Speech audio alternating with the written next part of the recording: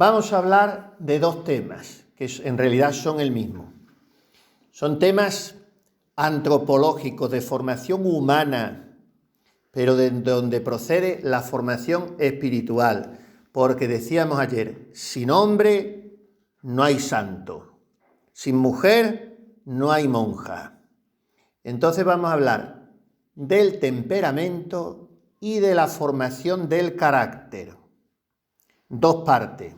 Voy a tratar de no hacerme muy largo. Vamos a ver. El temperamento es algo fisiológico. Pertenece a nuestra constitución física. Lo mismo que el que es más alto, el que es más bajo, igual el temperamento, el que tiene uno o tiene otro. Por lo tanto, el temperamento lo traemos, digamos así, de fábrica. Pero el carácter no. El carácter ya lo formamos cada uno. Y el temperamento, de alguna manera, también lo podemos modificar un poquito, encauzarlo, orientarlo. Creo por eso que va a ser una conferencia, una plática muy interesante. Vamos a hablar primero, como digo, del temperamento, porque es muy interesante. Hay una forma muy sencilla, muy elemental, de definir el temperamento, que sería esta. Es el conjunto de inclinaciones que brotan de la constitución fisiológica de la persona. O sea, que en una persona, fundamentalmente los temperamentos son 4. Luego hay muchas escuelas, muchas maneras de diversificarlos, pero vamos ahí a lo más sencillo. Son 4. Esto viene desde los antiguos, desde los griegos. Viene la clasificación de los temperamentos. ¿Por qué son 4? Depende de que en la persona predomine un sistema orgánico o lo que se llama un humor. Por eso se dice estar de buen humor, estar de mal humor. ¿Cuáles son los dos sistemas orgánicos que pueden predominar en la persona? Pues el sanguíneo o el nervioso. ¿Cuáles son los dos humores que pueden predominar en la persona? La bilis o la linfa. No voy a meterme en cuestiones médicas, porque si no damos una clase de medicina y no se trata de esto. Lo van a entender muy bien cuando ponga los ejemplos de los 4 temperamentos y cada una va a empezar a decir, yo soy este, yo soy el otro, fulanita la otra. Cuidado, porque no hay un temperamento químicamente puro. Hay un temperamento predominante, pero siempre está mezclado. Está mezclado. Bueno. Perdón, decía la bilis y... Bilis y la linfa. ¿Cuál es el temperamento de la bilis? El colérico. ¿Cuál es el de la linfa? El flemático o linfático. Pero vamos a verlo enseguida. Y creo que van a quedar bastante claros. Primero, son 4 temperamentos, por lo tanto. Sanguíneo, nervioso, que no significa una persona nerviosa, alterada. No, es otra cosa. Cuidado, Cuidado con eso. Sanguíneo, nervioso o melancólico, que tampoco significa una persona depresiva. Lo vamos a explicar muy bien. Sanguíneo, nervioso o melancólico, colérico y flemático. Esos son los 4 temperamentos. Vamos a verlo. Características del temperamento sanguíneo. Pues el sanguíneo se excita muy fácilmente por una impresión y reacciona de manera inmediata y enérgica, pero la impresión es corta. O sea que el recuerdo de cosas pasadas no provoca fácilmente nuevas emociones. Todos los temperamentos tienen su parte buena y su parte mala. ¿Cuáles son las buenas cualidades del temperamento sanguíneo? Mira, un sanguíneo además se le ve en la cara, El que es muy coloradito y tiene las mejillas, se le viene la sangre a las mejillas, es rápido en su manera de andar, de hablar, de gesticular, pues esos así somos sanguíneos. Digo somos, predomina los sanguíneos. ¿Cuáles son las buenas cualidades del sanguíneo? Pues miren ustedes, el sanguíneo suele ser muy alegre, muy afable, simpático, se compadece de las desgracias del prójimo, es sincero, espontáneo, a veces hasta la inconveniencia, un poco mete pata. Y ante la injuria, ante la injusticia, el sanguíneo es el que decimos no le deja la sangre, le mueve la sangre, pues ante la injuria reacciona a veces violentamente. Incluso puede prorrumpir en palabras ofensivas, pero lo olvida pronto, no guarda rencor. El sanguíneo no es rencoroso. Como es rápido, pues la reacción dura poco. Tampoco es cabezón, no es obstinado. Se sacrifica con mucho desinterés, es entusiasta y sabe comunicar ese entusiasmo, esa ilusión. Y tiene buen corazón, de manera que arrastra también, cautiva con ese buen corazón suyo y tiene capacidad de seducir a los otros. Suele tener una concepción serena de la vida, es optimista. El sanguíneo es optimista, no se atemoriza ante la dificultad, tiene siempre capacidad de esperar el éxito. Y como es bromista y es alegre, pues le sorprende y le disgusta que los demás se entristezcan ante las bromas o no las sepan encajar. Porque a él el bromear y estar de buen talante le parece una cosa natural. Por eso a veces no comprende pronto a los demás. Tiene mucho sentido práctico de la vida, sabe organizar las cosas rápidamente y es muy abierto a la amistad. El sanguíneo, tan abierto a la amistad que a veces se entrega a ella demasiado rápidamente. Tiene una inteligencia viva, rápida, asimila las cosas enseguida, pero luego no es tan capaz de profundizar. Tiene una gran memoria, una imaginación ardiente, está muy dotado para el arte, para la oratoria, para la poesía, pero nunca llega a ser un gran sabio. Es muy resultón el sanguíneo, muy resultón, pero no es muy profundo. Sería un espíritu superior el sanguíneo si tuviese tanta profundidad como rapidez. Estas son las buenas cualidades, ahora vienen las malas. Pues ya de alguna manera las hemos apuntado.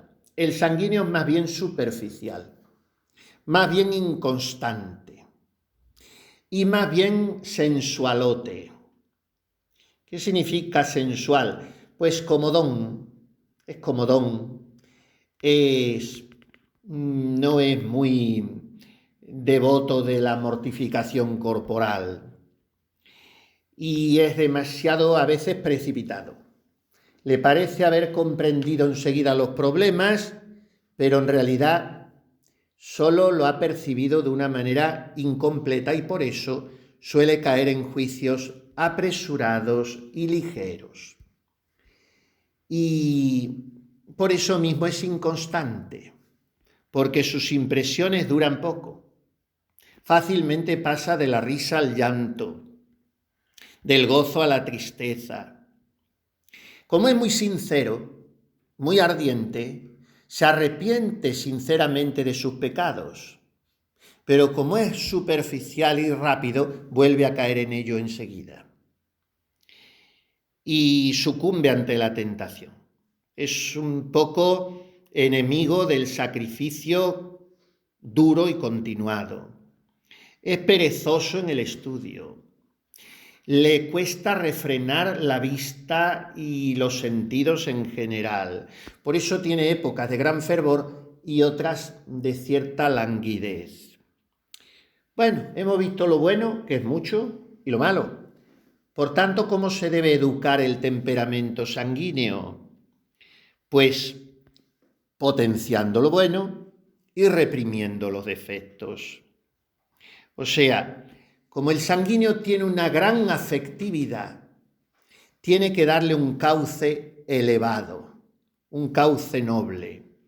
Si el sanguíneo se enamora fuertemente de Dios, es un santo de primera categoría.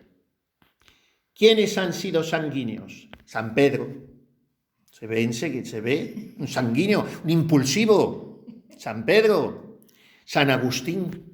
Un gran sanguíneo, fíjese qué santazo. Santa Teresa, tan frívola, tan superficial en su juventud y tan comodona, se da a Dios, y una santaza de primera categoría.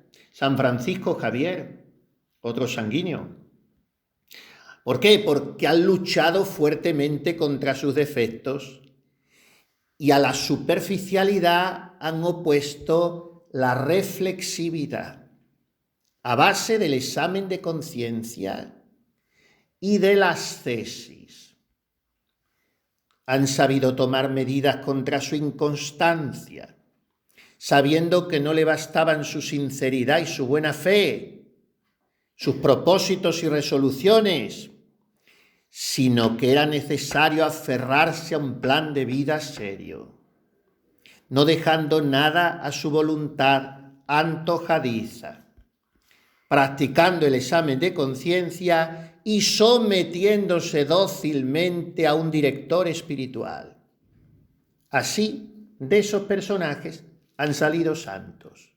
En el caso de San Pedro, su director espiritual fue Jesús. Y Santa Teresa tuvo tantos. San Francisco de Javier tuvo a San Ignacio de Loyola. San Agustín tuvo a San Ambrosio. O sea, que se han dejado dirigir los sanguíneos. Y ahora vamos al segundo temperamento. ¿Han visto lo rico que es el temperamento sanguíneo? Los 4 son muy ricos. ¿El primero puede ser líder también? Claro, el sanguíneo es un líder, efectivamente. El más líder de los temperamentos es el sanguíneo. Temperamento nervioso. Pues el nervioso se excita muy poco y muy lentamente, no es fácilmente excitable.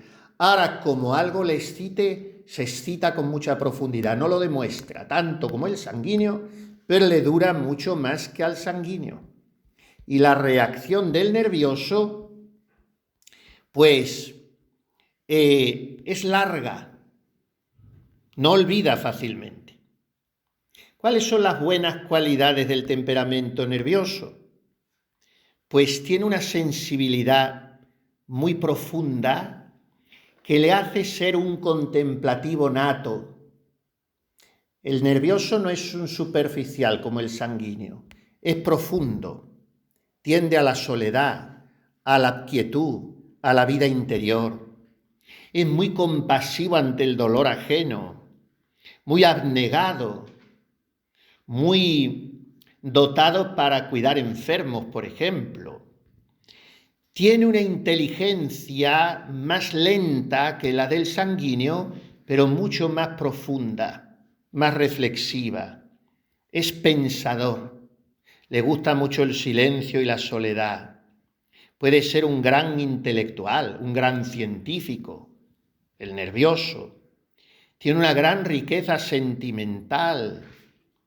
Cuando ama muy intensamente porque tiene una gran afectividad. Y en él lo corporal está mezclado con lo espiritual. De manera que si pone mucha voluntad en una cosa, puede hasta enfermarse. El físico le sigue a lo espiritual. Experimenta mucho menos el desorden de las pasiones que el sanguíneo. No es sensual, es espiritual. Es el temperamento opuesto al sanguíneo. ¿Quién es un temperamento nervioso?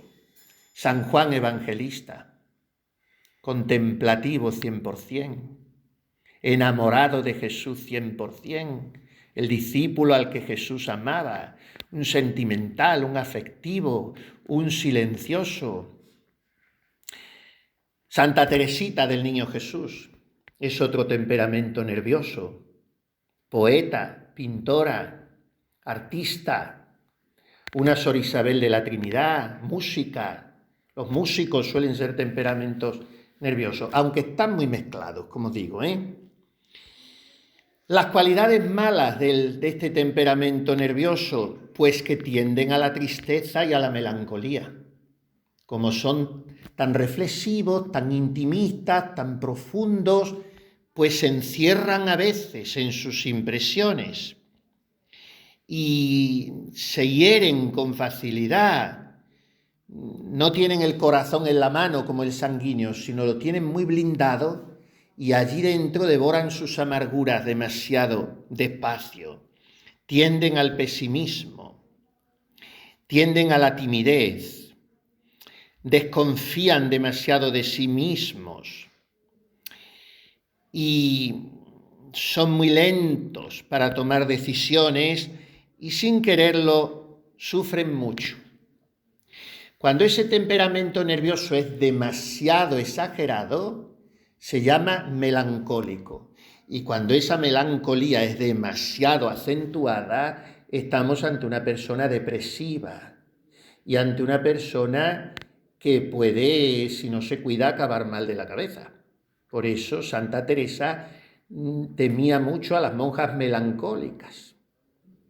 Y por eso Santa Teresa dice una frase que a mí me da escalofríos, que es la siguiente: le temo más a una monja descontenta que a una legión de demonios. Puede haber una monja un poco rebelde, un poquillo que falte al silencio, un poco, en fin, todos tenemos algo. Ahora, como lo que esté esa monja es triste, de manera habitual, porque un momento malo lo puede tener cualquiera. Ya se sabe que las mujeres tienen 20 minutos malos cada cuarto de hora, pero yo no me refiero a eso, sino que esté siempre metida en sí, siempre quejumbrosa de todo, siempre de qué se trata aquí que me opongo. Una monja descontenta, peor que una legión de demonios. Dice Santa Teresa, vuélvase al mundo a donde tampoco la tendrán contenta. O sea, el temperamento nervioso es muy rico, pero muy peligroso. Hay que, dice uno, cuando voy a la tristeza, cuidado, potenciar lo bueno, infundirle optimismo al nervioso, infundirle alegría, confianza en sí mismo. Hoy los jóvenes sufren mucho. Yo se lo digo a los jóvenes, porque el joven ha sido siempre una persona libre, desinhibida. Hoy no, hoy están nada más que pendientes de a ver qué imagen causan en los demás. Aparecen en un sitio una timidez, un encogimiento, y yo digo, siempre les digo, y a veces me han dicho mucho, ¿qué luz me ha dado usted con eso? Porque nunca lo había pensado. La timidez es hija de la soberbia, porque el humilde le da igual la impresión que provoquen los demás. Somos lo que somos ante Dios, ni más ni menos. Pero a veces se confunde la timidez con la humildad. Eso es un error. Efectivamente es... tímido dice, es humilde. Ese es el error. El tímido no es humilde. El tímido es un pusilánime, que significa pequeño de alma y de ánimo, que lo que teme es a los demás. El amor propio es lo que engendra la timidez. Bueno, vamos a seguir. Esas son las malas cualidades del temperamento nervioso. ¿Cómo se educa este temperamento nervioso? Pues ayudándole a desahogarse, Miren, el sanguíneo es muy franco, muy abierto. Por ejemplo, en la confesión, en la dirección espiritual.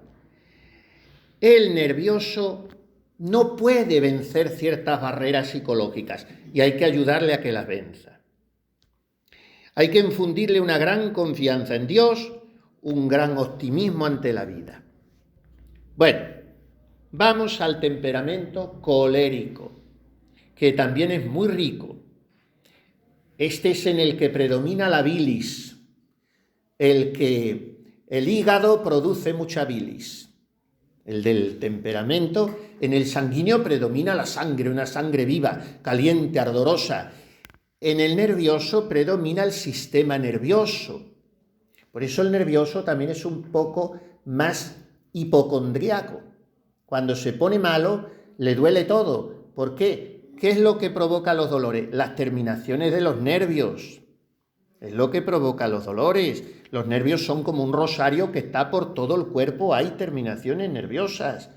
En el nervioso predomina el sistema nervioso, en el sanguíneo la sangre, en el colérico predomina la bilis, que es lo que segrega el hígado, ¿no? Pues el colérico se excita pronto y violentamente.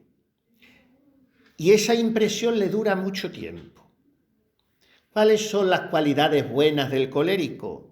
Es muy activo, muy inteligente, muy voluntarioso, muy constante. Es el temperamento más rico de los cuatro, ¿eh?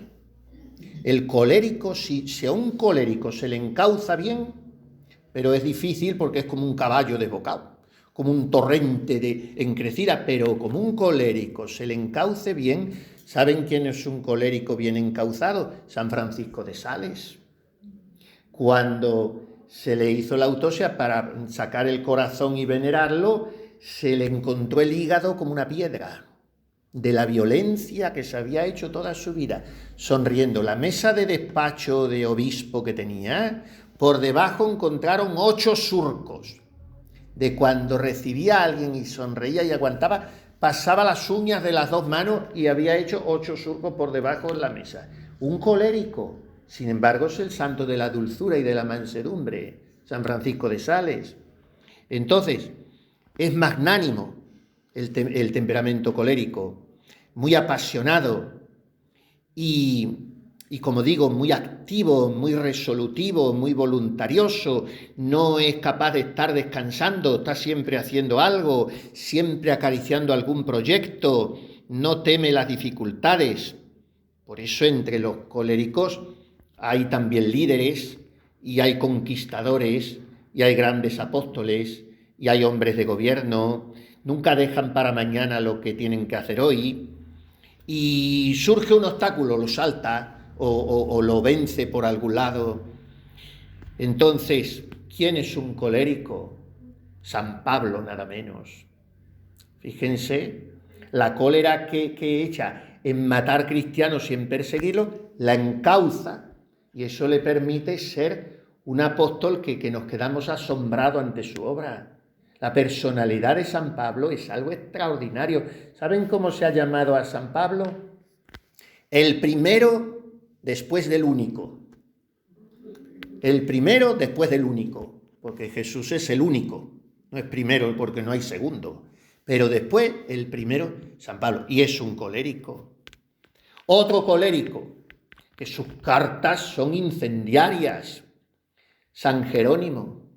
Pero fíjese la obra que hizo, traducir la Biblia entera. Es el santo número 1 especialista en Sagrada Escritura en el siglo IV, cuando no había ficheros, ni ordenadores, ni bibliotecas. San Jerónimo. Otro colérico. Y luego la serenidad y la mansedumbre que tuvo San Ignacio de Loyola. Le sale al camino un moro que negó la virginidad de María y le quiso partir la cabeza en 2 con una cimitarra. San Ignacio de Loyola. Otro, ya lo hemos dicho, San Francisco de Sales. ¿Cuáles son las malas cualidades de este temperamento? Pues que si se les contradice son muy violentos, pueden ser hasta crueles. Son muy obstinados, muy duros, los coléricos. Si luego la virtud cristiana les modera, es diferente. Pero si no se dan a Dios, guardan odio en su corazón, son vengativos, son ambiciosos, tienden siempre al mando y les falta delicadeza de sentimientos y comprensión con el dolor de los demás.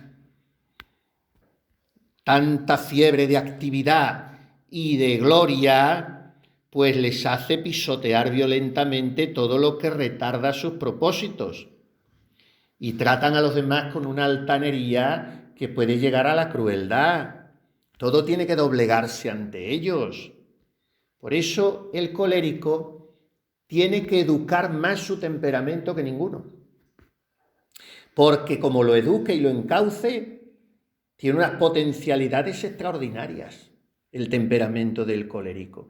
Como lo dirija a la perfección cristiana, es un santo. Porque muchísimos de los santos canonizados eran coléricos, tenían este temperamento. Ahora, ¿cuál es la educación del colérico? Humildad, humildad, humildad, humildad, humildad. Esa es la educación de todos los temperamentos, pero del colérico más. Porque el nervioso y el flemático, como vamos a ver ahora, tienden de suyo a la humildad. Pero el sanguíneo y el colérico no. Y hay que educarles a la dulzura, a la compasión de los demás, a no atropellar a los otros, a no sentirse superiores y a tratar a todos con suavidad. Bueno, vamos al último temperamento. Es un poco el más pobretón de los cuatro, el flemático. Para que me entiendan, es el de los gordos. Temperamento de los gordos, de los cachazudos, de los lentorros. Un flemático. Pues ese no se excita casi nunca. Es muy difícil que se excite. Y si se excita, dice al momento, bueno, no vale la pena y se queda tan tranquilo. También por su propia comodidad, no por virtud, sino que es así. A mí, mientras no me quiten de comer y de descansar, entonces, ¿cuáles son sus buenas cualidades? Pues como el buey, que va despacito, pero no se para. No se para porque el sanguíneo, el colérico, a lo mejor tiene arranque de caballero y parada de gitano. Pero el flemático va despacito, pero es como el burro de la noria. No deja de dar vueltas poquito a poco. Como el buey que va arando, va poquito a poco. No hay que pegarle, él va a su ritmo. No se le pida un esfuerzo grande, que él va como puede, siempre sereno, discreto, juicioso, suele tener muy buen juicio, sobrio, tiene sentido práctico de la vida, no es un soñador como era el nervioso, es un práctico. Y todo lo que tiene que decir lo dice con pocas palabras, pero muy ajustadas, las necesarias. No es persona de hacer pasar muy bien en los recreos, pero cuando tiene un golpe, todos se ríen. Tiene un corazón bueno, parece frío, pero no es frío. En realidad sabe querer a la gente a su manera. Se sacrifica por los demás, pero le falta entusiasmo y espontaneidad, porque su naturaleza es así. Es prudente, reflexivo y físicamente, como decimos, pues es de cuerpo robusto, más bien gordo, de andar lento, de cara redonda. Suelen ser así, los flemáticos. ¿Quién es un flemático? Uno de los santazos más enormes de la Iglesia y el más sabio de todos, Santo Tomás de Aquino, que le tuvieron que hacer un agujero en la mesa para que le cupiera la barriga. El buey mudo, le decían, buey por su lentitud y mudo por su discreción. Pero mire la obra que dejó, la Suma Teológica, el sabio más sabio de todos los santos. Ahora, ¿cuáles son las malas cualidades del flemático? Gracias. Pues que su calmosidad y su lentitud hace que se le pasen muchas ocasiones, porque las ocasiones hay que cogerlas en su momento, porque tarda demasiado en ponerse en marcha hasta que se decide. y luego tampoco se interesa mucho por lo que cae fuera de él.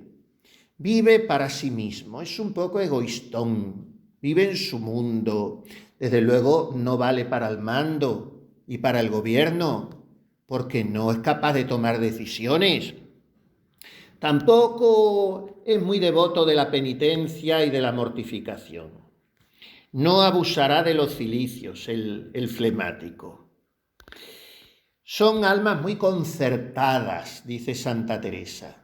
Almas muy concertadas, todo lo tienen que tener ordenadito y a su gusto. ¿Puede ser narcisista también? También. ¿Cómo se le educa al flemático?